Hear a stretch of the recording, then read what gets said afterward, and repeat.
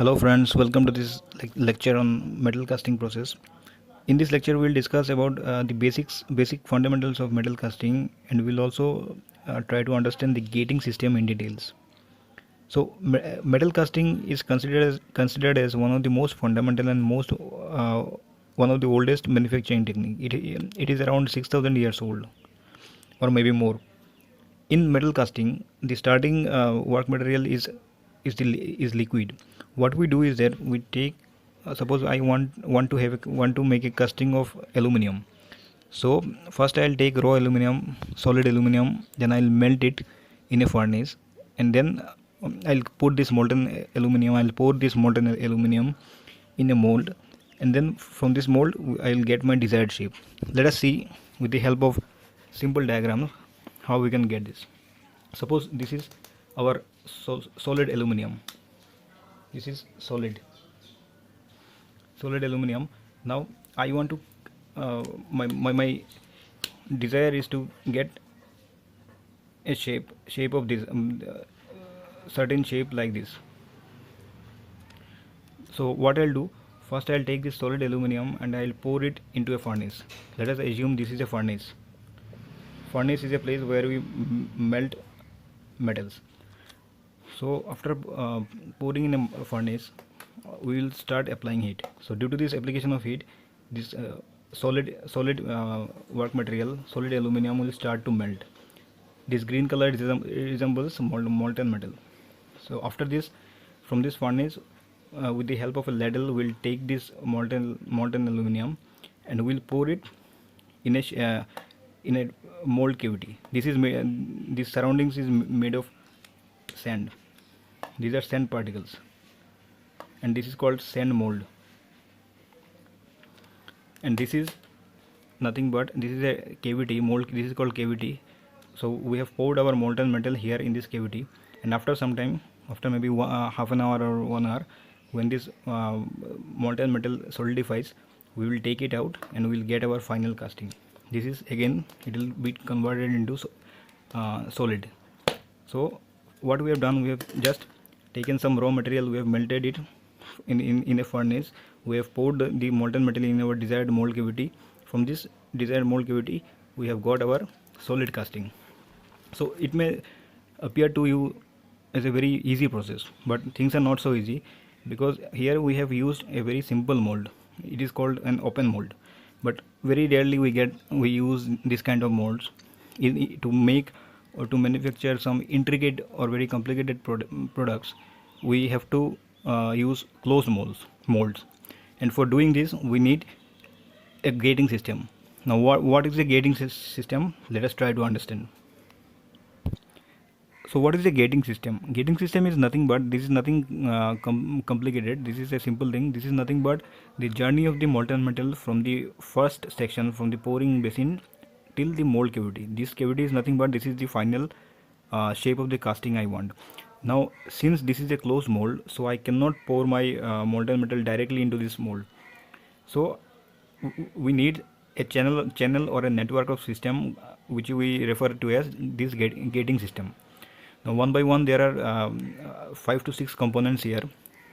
This network of these 5 or 6 components is collectively known as the gating system. We'll see one by one.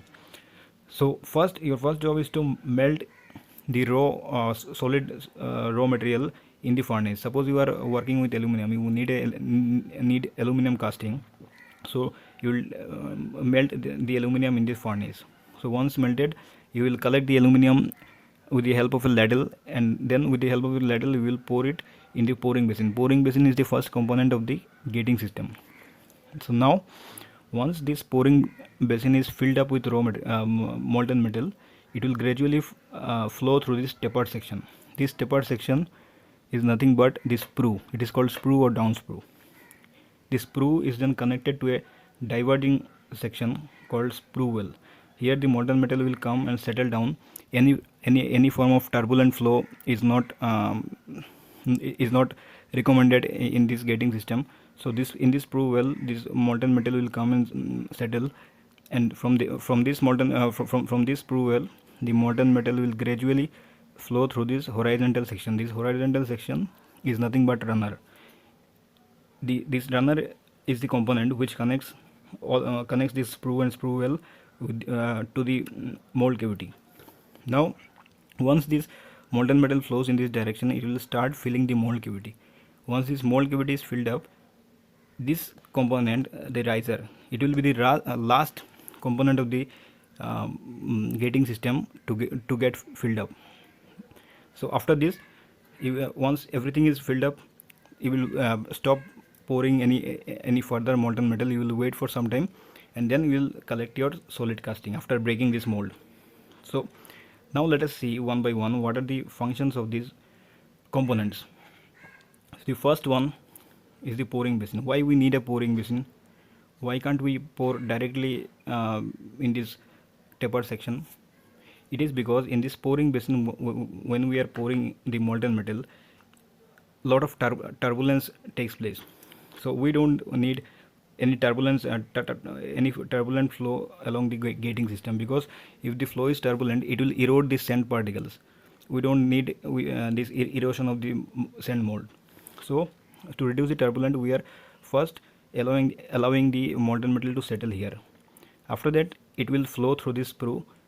Gradually turbulence will be reduced, and again one final component will be there in the form of sprue well, which will further reduce the turbulence, and from here onwards we will have a laminar flow.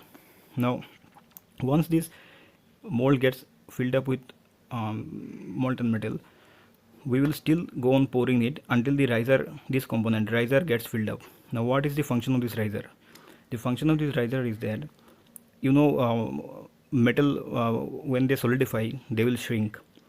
It is an inherent property of most of the metals that when during solidification they have a tendency to shrink.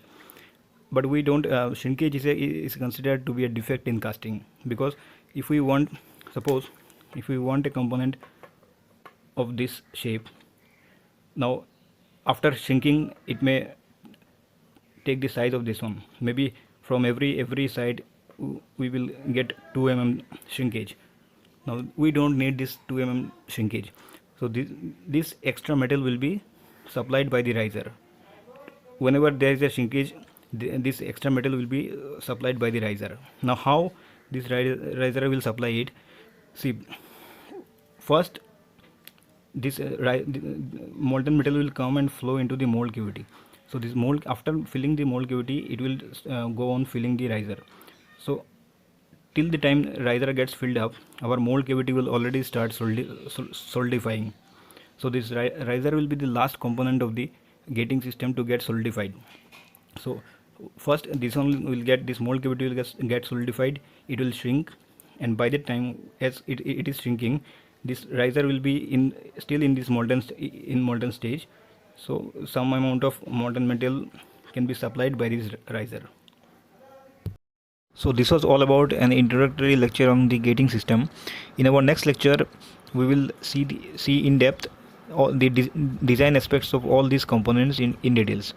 So stay tuned, subscribe our channel, and thank you for joining, guys.